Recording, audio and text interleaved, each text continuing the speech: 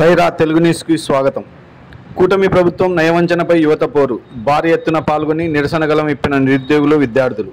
అధికారంలో ఉన్న కూటమి ప్రభుత్వం నిరుద్యోగ యువతను నయవంచన చేసిందని, ఎన్నికల ముందు యువతకు ఇచ్చిన హామీలను నెరవేర్చకుండా మోసం చేశారని నిరుద్యోగ యువతకు ప్రతి నెల నిరుద్యోగ భృతిగా 3,000, అలాగే ఖాళీగా ఉన్న 20 లక్షల ఉద్యోగాలను భర్తీ చేయాలని డిమాండ్ చేస్తూ సోమవారం నంద్యాలలో వైఎస్ఆర్సీపీ యోజన మరియు విద్యార్థి విభాగం సంయుక్త ఆధ్వర్యంలో స్థానిక ఉదయానంద రెసిడెన్సీ నుండి జిల్లా కలెక్టర్ కార్యాలయం వరకు పెద్ద ఎత్తున నిరసన ర్యాలీని మాజీ ఎంపీ పోచా బ్రహ్మాందరెడ్డి జెండా ఊపి ప్రారంభించారు.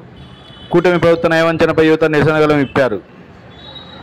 అనంతరం జిల్లా కలెక్టర్ కార్యాలయ ఆవరణలోని డాక్టర్ వైఎస్ఆర్ సెంటినరీ హాల్ నందు సోమవారం నిర్వహించే ప్రజా ఫిర్యాదుల పరిష్కార వేదికలో డిఆర్డి రామునాయక్ యువజన విభాగం నేతలు, మహిళా నేతలు, విద్యార్థి విభాగం నేతలు వినతి పత్రం అందజేశారు.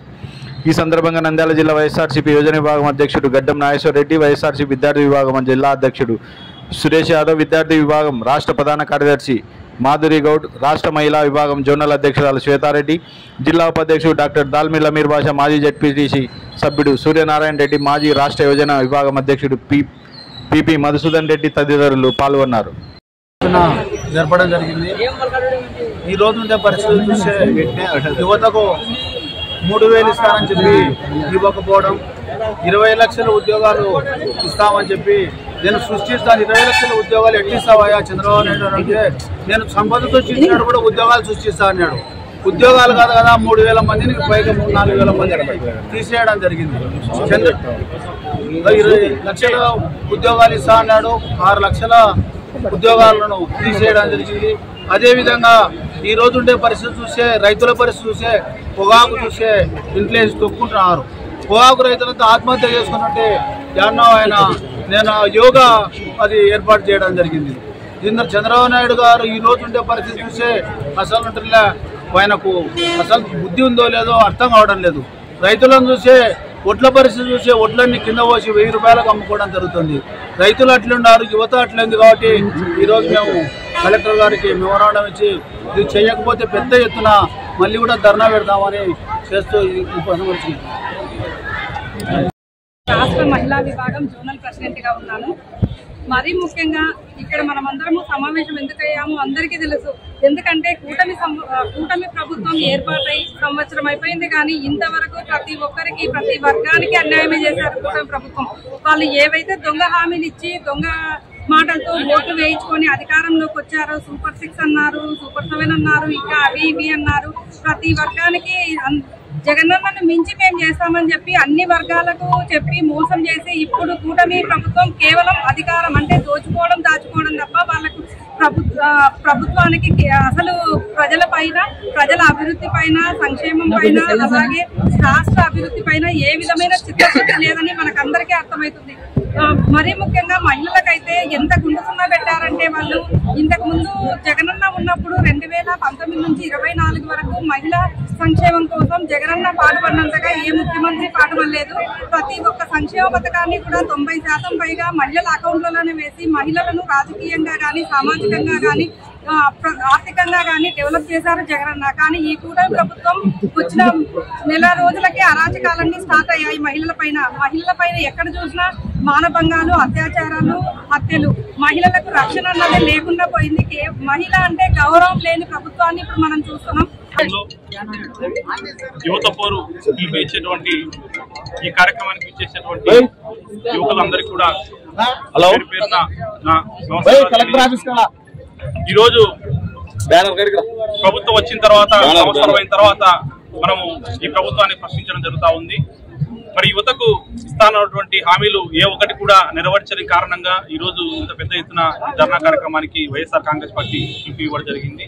మరి నిరుద్యోగులకు 3,000 రూపాయలు నిరుద్యోగ వృత్తి ఇస్తానని చెప్పి ఇంతవరకు కూడా ఇవ్వకపోవడంతో ఈ ధర్నా కార్యక్రమాన్ని నిర్వహించాము. అలాగే మరి వాలంటీర్ల వ్యవస్థను పూర్తిగా తీసివేసి మరి ఈ రోజు వాలంటీర్లందరినీ కూడా పక్కన పెట్టడం జరిగింది. ఆ రోజు అధికారంలో వస్తే ఖచ్చితంగా 10,000 రూపాయలు వాలంటీర్లకు ఇస్తామని చెప్పి ఈ రోజు వారందరికీ కూడా మోసం చేయడం జరిగింది. అలాగే 20 లక్షల ఉద్యోగాలు ఇస్తామని చెప్పారు. మరి సంవత్సరం అయిపోయింది, 4 లక్షల ఉద్యోగాలు ఇస్తామని చెప్పి ఈ రోజు 4 లక్షల ఉద్యోగాలు కూడా ఇవ్వకపోగా 3 లక్షల పైచిలకు మందిని మరి ఉద్యోగాల నుంచి తీసివేయడం జరిగింది. మరి వీటిని అన్నింటినీ కూడా ఖండిస్తూ మేము ఇంత పెద్ద ఎత్తున ఈ ధర్నా కార్యక్రమానికి పిలుపు ఇవ్వడం జరిగింది.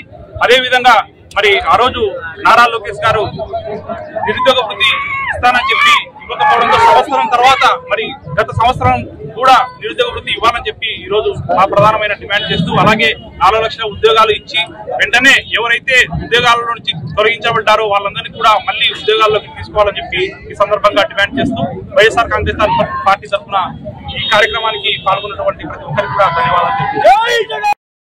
వైఎస్ఆర్ కాంగ్రెస్ పార్టీ యువజన విభాగం ఆధ్వర్యంలో పెద్ద ఎత్తున ఆందోళన కార్యక్రమాలు నిర్వహించడం జరుగుతూ ఉంది.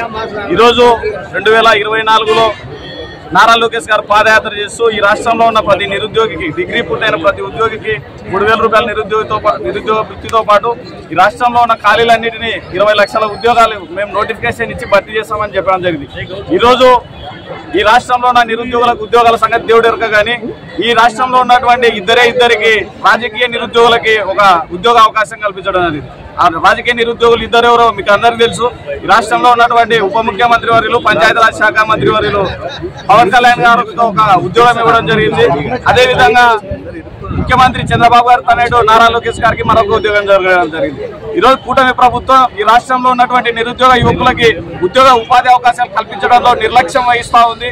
అదేవిధంగా ఇచ్చిన హామీలు అమలు చేయడంలో కూడా చాలా నిర్లక్ష్యం వహిస్తుంది. ఈరోజు ఈ రాష్ట్రంలో వాలంటీర్లకి మేము 10,000 రూపాయలు వాలంటీర్లకు జీతాలు పెంచుతామని చెప్పి 2,60,000 మంది వాలంటీర్లని నిర్దాక్షిణ్యంగా తొలగించడం జరిగింది. నా పేరు మాధురి గౌడ్, వైఎస్ఆర్సీపీ విద్యార్థి విభాగ రాష్ట్ర ప్రధాన కార్యదర్శి. నేను ఈరోజు రాష్ట్ర వ్యాప్తంగా జగన్మోహన్ రెడ్డి పిలుపు మేరకు ఈరోజు యువత పోరు అనే కార్యక్రమానికి శ్రీకారం చుట్టింది ఈరోజు వైఎస్ఆర్ గవర్నమెంట్. ఈరోజు కూటమి ప్రభుత్వం వచ్చే సంవత్సరమైన యువతను వంచనకు గురి చేయడం జరుగుతుంది. ఎవరన్నా ఏదైనా సమస్య మీద పోరాడితే ఈరోజు చంద్రబాబు 4 చీలేస్తా అంటున్నాడు.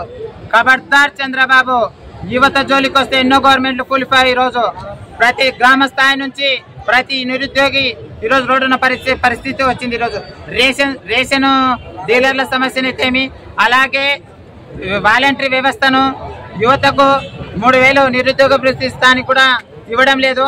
మెడల్ వంచైనా సరే, గవర్నమెంట్ మెడల్ వంచైనా సరే ఈ పథకాలను సాధిస్తామని. సత్యాన్ని లైక్ చేయండి, నీతిని షేర్ చేయండి. సైరా తెలుగు న్యూస్ టీవీని సబ్స్క్రైబ్ చేయండి.